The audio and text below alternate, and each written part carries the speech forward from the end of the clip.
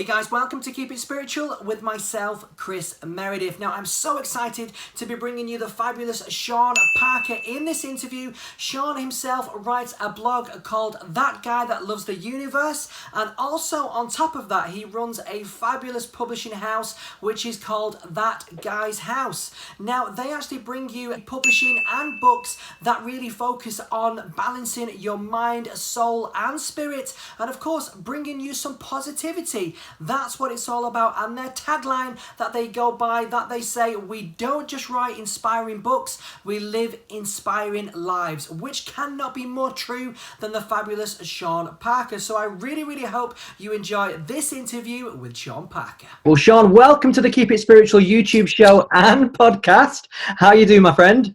I'm very good, thank you. How are you doing? I'm really great, and great to be speaking to you as always, Sean. So excited about this interview with yourself. So first of all, Sean, what's been your spiritual journey so far? Oh my gosh, huge question.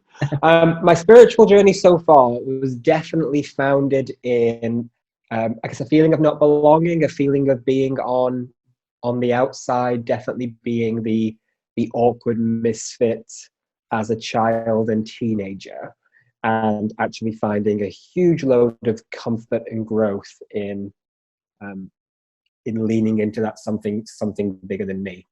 And definitely always was like an undercurrent of my entire life. I believed in God. I had a relationship with prayer and meditation just from a religious upbringing.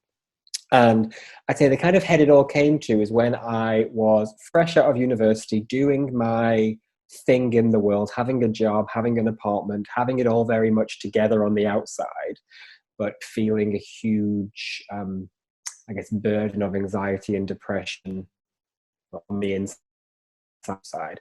So that really all came to a head one day in the form of a panic attack. I was 21, and I very much received a undeniable message from spirit, message from my own subconscious, or it was just a thought I had. It didn't matter because I heard it clearly. And that message was, this is where you fall down, but stick around for the miracle. And I just heard that so clearly. It was like, don't check out yet. This is where it gets good. And very shortly afterwards, I moved abroad. I moved to Hong Kong for half a year, and I went on this immense journey of spiritual discovery through the traditional things like meditation, like prayer, through them traditional things, but also just through a reevaluation of my whole life. So it was looking at what company I'd been keeping. It was looking at, well, what am I choosing to spend with my day? Am I honoring my gifts and talents? It was this huge, intense, like spiritual, it was like a /boot camp all tied into one, and that was my spiritual journey. I love that. And of course, light and shade in there as well, but that brought you to here today, so I'm very happy about that, Sean. Oh, I am too, and you want to know what? I never look back. I only ever look back at that part of my story with immense compassion and empathy, and I'm just so glad that, as I always say, the universe, God, it swept in and rescued me from myself.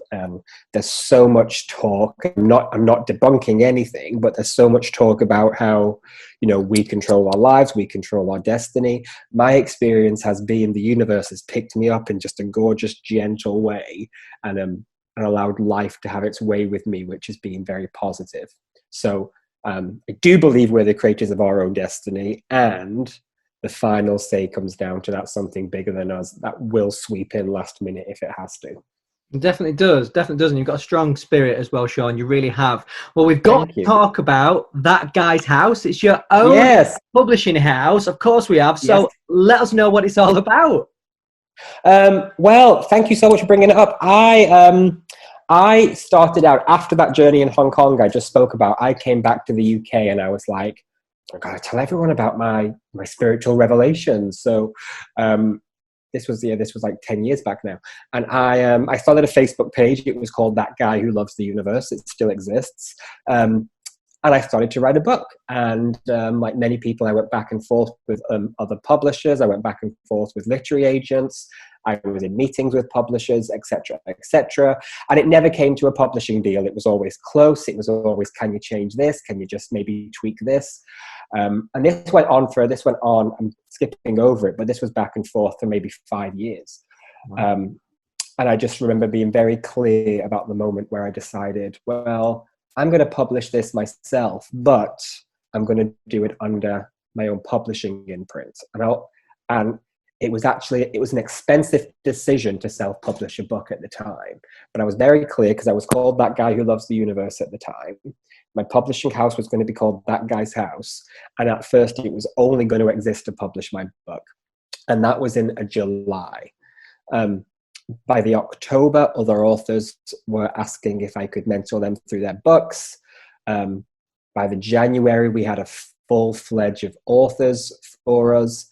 And then by the following July, it was a fully fledged company that was my full-time job.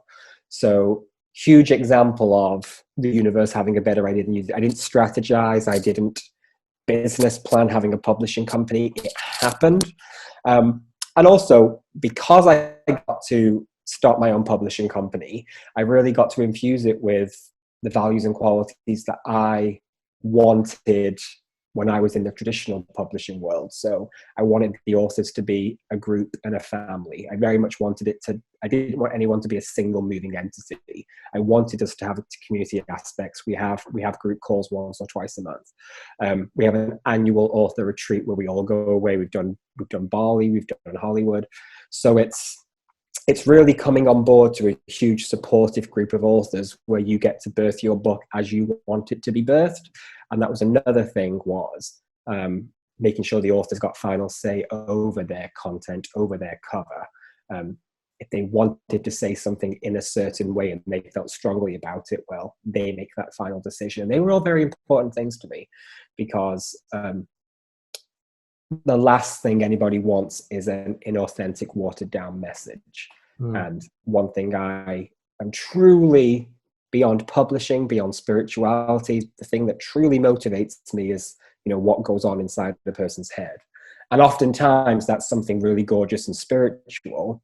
So it fits, but I'm really more interested in, that thought or that shift that happened inside that was just so profound to you. Like when I shared my story before, I don't know if it was from the angels. I don't know if it was from God. I don't know if I just had a thought, but whatever it was, I have 50,000 thoughts a day, and that one shifted my entire world.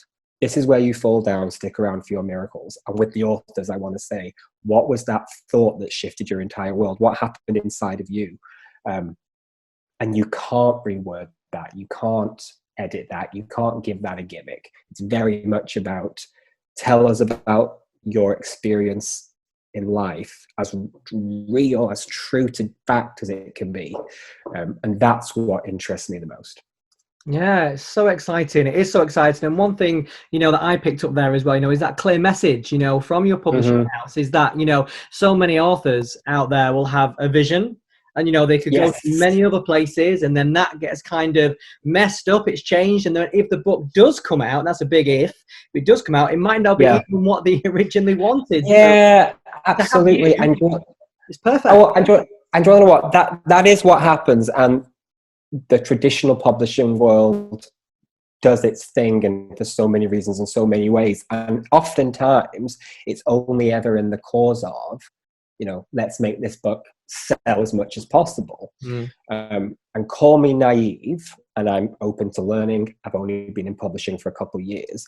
I believe that more than giving it a angle or changing the content to make it sell, I believe actually creating an author who is beyond insanely passionate about what they've just released is what will make it sell. Yeah, so that's what it should be all about, and that's what I think it is. With That Guy's House, that's what I, having a look on the websites and some of your books and everything like that. That message comes straight through from you to you authors, to the book, then to us, which is so good. That makes me very happy. It's good, John. It's good.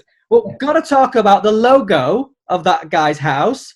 It's a Yes. pineapple. What's that all about? Okay, so this is definitely a story that works backwards. So at first the logo was a house, of course, and it had these Galaxy sunglasses on. It was cool, but like I said, because the business was born by accident, it never actually got that chance to be strategized, a logo to be thought out. Anyway, back in 2018, I interviewed Michael Beckwith, incredible spiritual leader.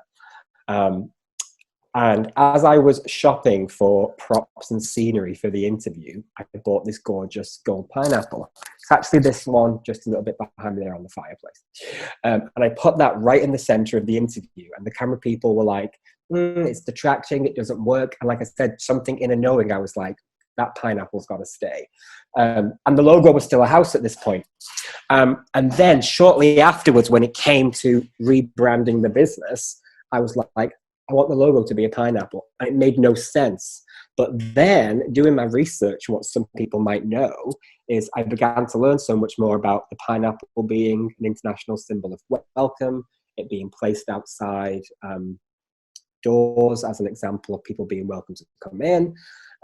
You often see so many hotels seemingly have one on their counter. Like I started to learn this whole history of the housewarming pineapple is what it's called. And I thought, well, considering the ethos and values of my company, which are a publishing company, which is welcome, authors can come and be authentic, authors can come and be themselves.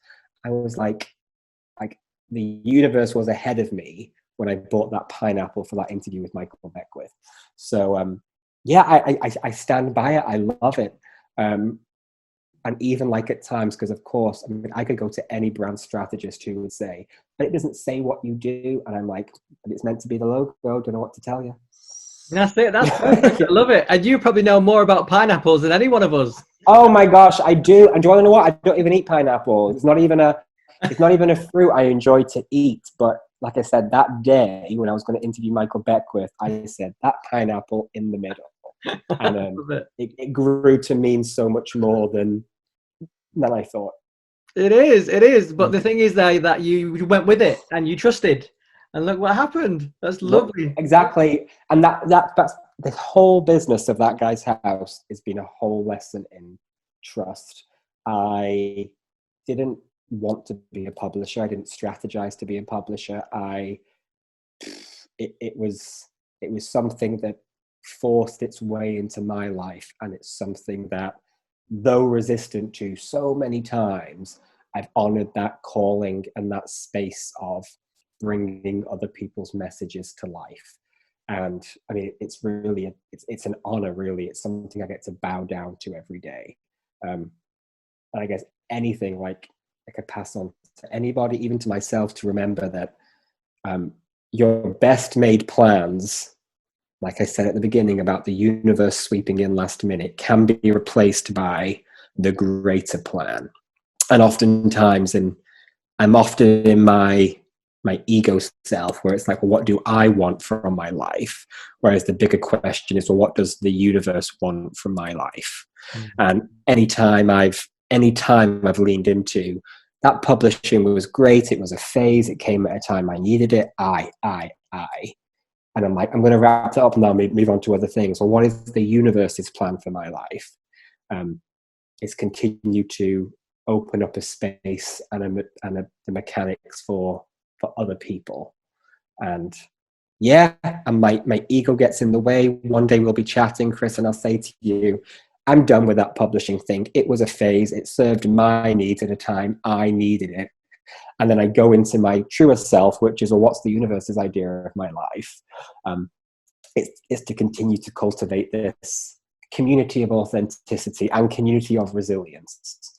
Because that's another thing, is with the authors we publish, and I just see it over and over and over again, how incredibly resilient they are. And that's not exclusive to us. That's exclusive to being a human. But everyone's got such a story of overcoming the darkness to find the light. And that's what books I publish. Sometimes they look like angel books. Sometimes they look like a memoir. Sometimes they look like a 10 principle strategy. It's always the one story. I lived in darkness. I found the light. Here's what happened. And that's just my favorite thing. That's just my absolute favorite thing. So if someone says, what kind of publisher are you? Spiritual self-help might be the answer, but we chat about how somebody got from there to there every time, and whether it includes the universe, crystals, angels, Wicca, other people, a journey. It's always, I lived in the darkness, I found a way to live in light, and this is what happened. That's the only book we ever publish. Love it, Sean. I love it. Well, talking about books, we've got to talk more about your book. So the title of your book is That Guy That Loves the Universe. So what's the book all about, Sean? So that book is about the time I shared the very beginning of this interview, when my life, I was living as a 21-year-old, anxious, depressed, having a lot of spiritual knowledge. It was the year 2010. We'd seen The Secret. I'd been to seminars. I'd read this knowledge was active in the world and active in my life, but still it hadn't translated into my being yet. So all of a sudden this invite came into my life to go and live in Hong Kong. And I took it, and I got to learn about ego. I got to learn about meditation. I got to learn about prayer. I got to learn about forgiveness. I got to learn about release. I got to learn about hope. And it was really my, delayed coming of age story. I think I came of age at 22, where I really got to grow up out of who I was into who I am. I think a lot of people get that in their, if people who go to university, oftentimes they get it there. That was really my my delayed coming of age, and definitely my coming of spiritual age. And it's just my life is so hinged on that experience. I do definitely always see pre-Hong Kong, post-Hong Kong. And the story of that book is the hinge. And I just absolutely love and adore it. I wouldn't want it to be anything other than what it is, which is inspirational, heartfelt memoir, which, and just to share a few points on this, it was very much meant to be, in so many ways, the book is a love letter to Eat, Pray, Love, my favorite book, about going on an external journey to take the internal journey. But what I love so much, what I was so dedicated to in my book, and something that I absolutely adore Liz Gilbert for, who's the author of Eat, Pray, Love, it's telling that story from the point of view of a flawed protagonist. And so often in a self-help or spiritual title, the protagonist plays as healed, perfect, whole, complete, and it's the navigation of the book is how do you become more like them. Whereas something that I was so just hell-bent on doing was, as the protagonist of the book, putting myself there as the flawed, narcissistic, neurotic individual who was striving to not be so. And that to me was just a non-negotiable. Anytime my book took more of a guru flavor, I wasn't happy with it. And that continues to be in my work now. And that's not a rule for authors that come and publish with us. But when I'm teaching, when I'm writing, it's meeting people where they are, not because that's where I am. So that's the only way I can do it authentically. And that was very important, that the message of that book was, how did this unlikely this person that was so unlikely to find a shred of enlightenment, how actually did they? I love it. And I can't wait to read it as well, Sean. It's good. It's good. It is. So, as a publisher and your own publishing house, Sean, so what do you look for when looking for, potential authors? I look for an author who is ready to tell the truth. And I'm so an author that has come to a message that just has to be shared. And whether the book's going to sell 10 million copies or 10 copies, the desire for this message to exist is the driving force. And like I said, that very much comes in author who is putting it down on paper. And that doesn't mean they have to share things they don't want to share. That doesn't mean they have to, they don't have to spill their life story on paper. But I know when that work is coming from I'm just going to lay all this down for you. It's not there's not a convincing of a philosophy. There's not a pushing of technique. There's very much a genuine, authentic sharing of this is my truth. And when I see a book that is very much just heart on the table, this is my truth, that's just what makes me so excited. I'll put it this way. I'm much more excited about an author who wants to tell us about who they are more than what they know.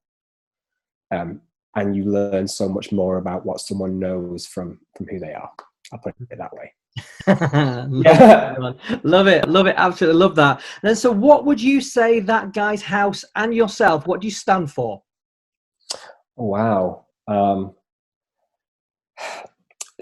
We definitely stand for authenticity and truth, and they're such overused words, but I really mean it when I say someone who's come to a place of this is who I am, and this is how it is. And they're not sharing their authenticity to gain something over somebody. They're not sharing their authenticity to attract people to their message. It's really a surrendered place. We stand for positive psychology. I have a master's in psychology where I specialized in positive psychology.